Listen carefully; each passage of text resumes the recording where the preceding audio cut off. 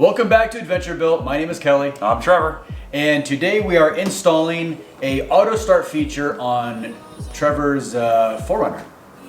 That's what that's called. That's what that's called.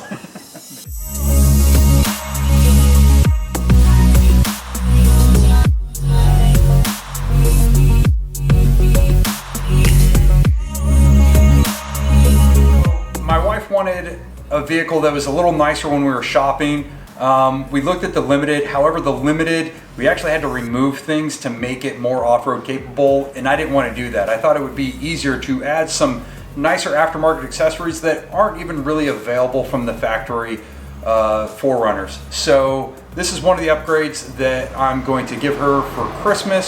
So one of the reasons why we're doing this video is because we noticed that the 12-volt solutions, while it has a video and they have semi-detailed instructions in here, they miss some critical details that they don't even talk about the module and how that plugs in or anything else. So we want to make a more comprehensible video that covers the full install. Details are important on these installs. You don't want to leave things out in instructions and videos because someone's going to install this the wrong way and forget to plug something in or not know how to plug it in, and it's just not going to work. So we are here to give you the most detailed instructions we possibly can. With the ignition in the on position, it makes the wheel easier to turn. You want to turn it all the way to the right so you can have access to the screw on the right side. I'm going to remove that screw, then go ahead, turn the wheel to the left, and get the screw on the other side. Under the steering wheel, you want to release your steering wheel tilt and telescope the steering wheel as far out as it will go. So take your pry tool and pry between your turn signal lever and the bottom of the steering column and pull down on it.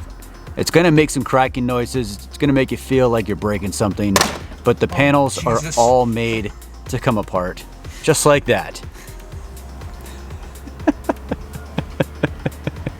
Maybe not so violently. Nope, looks good. I don't see any broken tabs.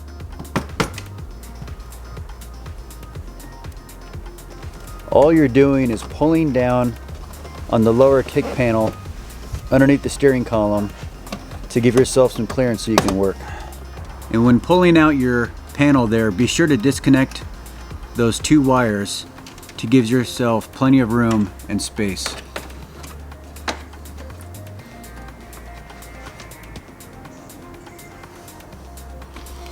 Just like so. The first plug we're going to uninstall is going to be the one just below the ignition.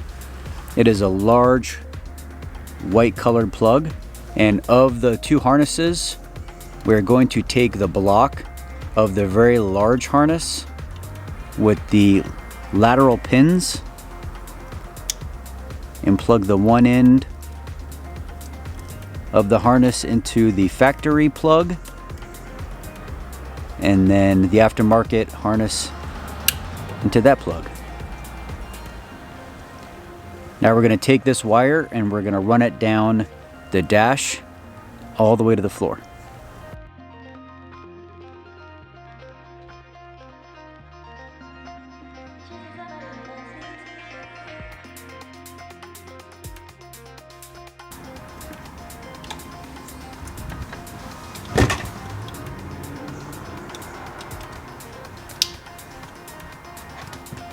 So this is the pin that's going to go back into the factory harness. As you can see, these pins are very unidirectional and they're made to go in specific ones. If your pins don't look like this, it does not go in that hole on the left side of the three blocks.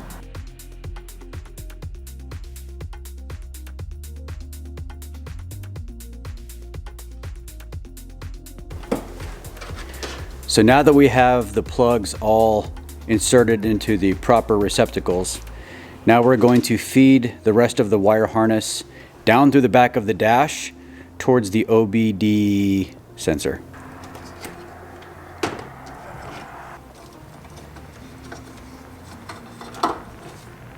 So this is the mess of wires that come out of the harness to go into the module. Do not get overwhelmed. We are only concerned about the Y30 part of the wiring harness that is clearly marked. There's 3 sections on it, and Y30 is what we're looking for. So we figure out the wiring harness based off of the box. So it has the Toyota, and we're looking for the Y30. That's how they distinguish which one of the harnesses that you're going to be using, and this is our designated harness. The next thing to do is to remove the OBD2 input plug, whatever it's called. No tools necessary. So with that loose, you got a lot of give on that. Plug it into the OBD2. There from the wire loom, and then I would keep it on top to keep it out of the way. You definitely do not want that in front of the parking brake. Back into place and it'll click. So now we're going to connect everything to the module. We're going to start with the Y30, mainly because it looks like to be the most difficult. Right now we're going colors to colors, blue to blue. Blue to blue. There's 2 blues.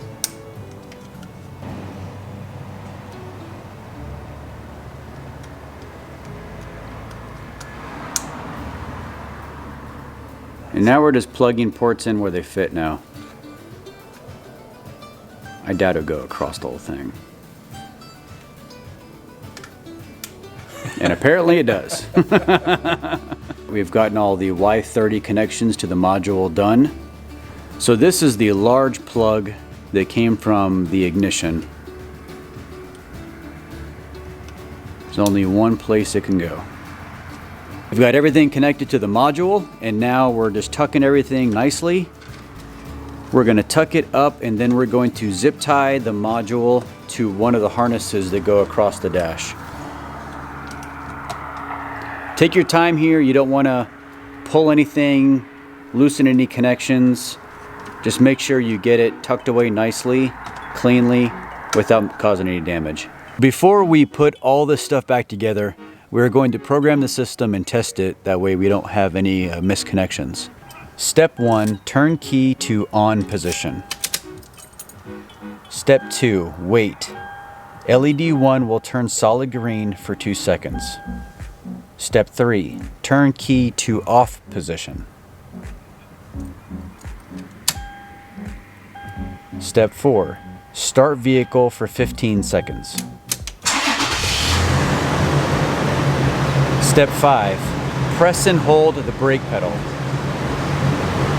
Step 6, press and release the module's programming button.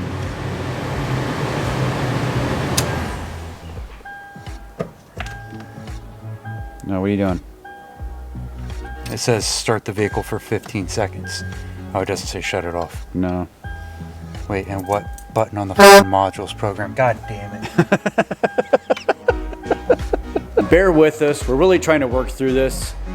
We put the module back in its home where it was nice and zip tied, but apparently you actually have to look at the module and press a button on the module. You're looking for an LED and you're looking for a button on the module.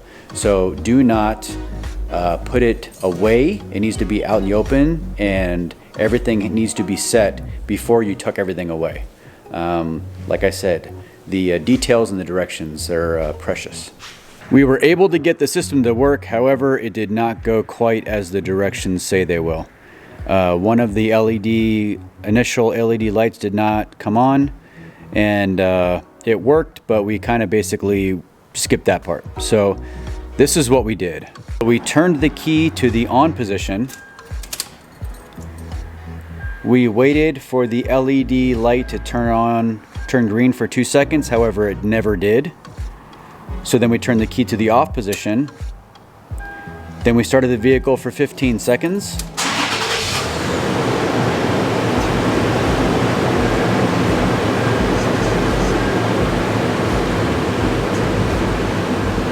Now press and hold the brake pedal. Press the button on the control module. Release the brake pedal. and then wait 2 seconds. And the light will flash green. And it's programmed.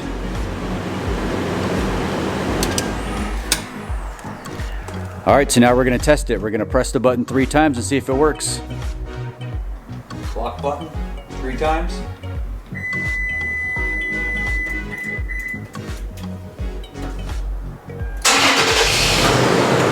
we go. Hey, hey, hey. Fancy. So now we are going to zip tie the module back to the harness we originally zip tied it to. We're gonna put it in its home where it will stay nice and secure for hopefully the rest of its life. Forever. Now we're making our connections to reassemble this entire thing. Do not forget to put the original connections of the 2 switches back on before you put this panel on.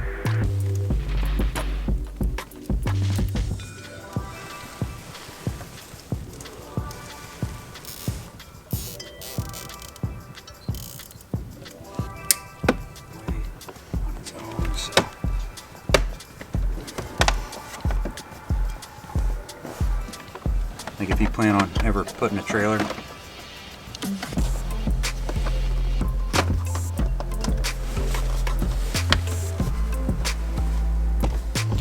No, very gingerly reassemble the steering column.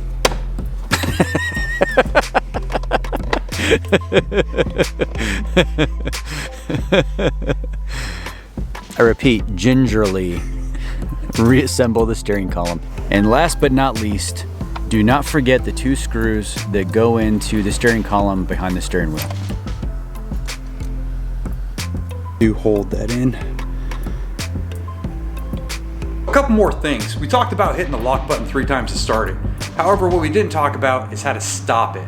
So if you get in and you hit the brake, it's gonna kill the engine right away. So just get in, turn it to on position, you're good to go. If you change your mind, just hit the brake. You're not gonna be able to turn it off by turning it to the on and off position again. And guys, do us a favor, be sure to hit that subscribe button. It really does support the channel. And if you liked anything that you saw in this entire episode, be sure to hit that like button. We completed the 12 Volt Solutions remote start kit for the 4Runner. Definitely not straightforward. Definitely needed a lot of figuring things out, problem solving, troubleshooting. Definitely a good challenge, especially for as late as it is tonight. So it's done. What do you think?